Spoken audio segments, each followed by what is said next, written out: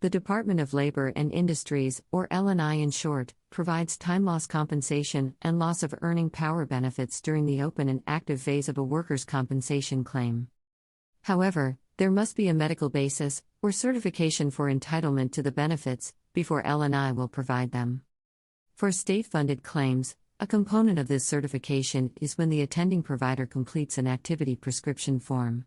In my experience, oftentimes injured workers and attending providers overlook the importance of the details contained on this form. Instead, they view it as merely another piece of paper in the constant shuffle of claim-related paperwork. However, when completed, the activity prescription form provides vital claim-related information. In fact, a thorough activity prescription form can provide a complete snapshot of the current status of the claim. The following information should help in understanding important information contained on the form. It will also cover issues that can arise if the form includes inaccurate or incomplete information. The General Info section contains general information about the claim. This includes the injured worker's name, claim number, the name of the provider completing the form, the date of injury, or date of manifestation for occupational disease claims, and the diagnosis. While the box for diagnosis isn't a large area, it is important to include the accurate claim-related diagnosis or diagnoses. If the listed diagnosis is not related to the claim, benefits could be denied on the basis that the provider's estimate of capacities is based upon non-claim-related conditions. The work status section of the form is required. This section is an easy way to see whether an injured worker's conditions currently impacts their ability to work. The options in this section include 1. A full release to work at the job of injury without restrictions.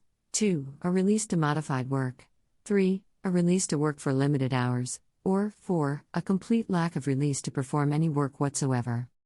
Often, unless the injured worker is in the acute phase of injury or surgical treatment, the attending provider checks the box releasing the worker to modified duty or limited hours. This does not necessarily mean that the injured worker will return to work.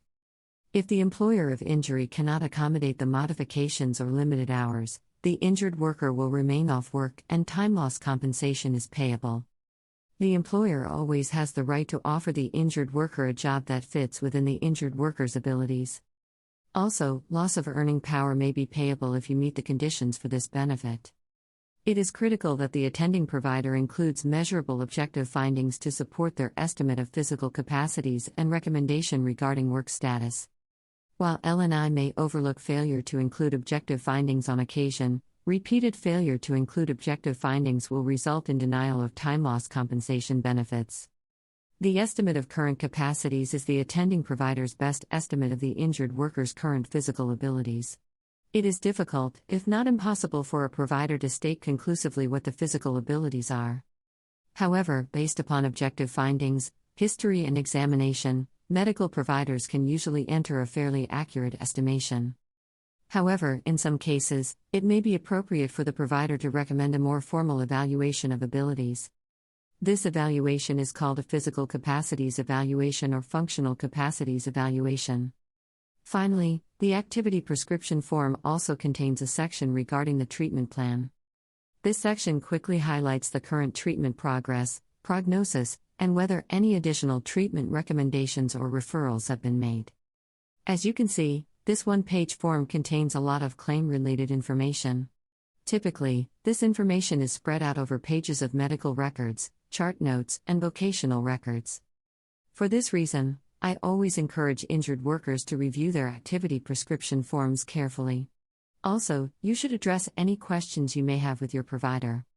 Check if the form contains any inaccuracies regarding diagnoses, claim information, or in the estimate of abilities. If it does, you must bring them to the attention of the attending physician so that they can be corrected. As always, if you think that L&I is cutting corners or you have concerns about your L&I claim or self-insured employer claim in Washington State, don't hesitate to give our office a call.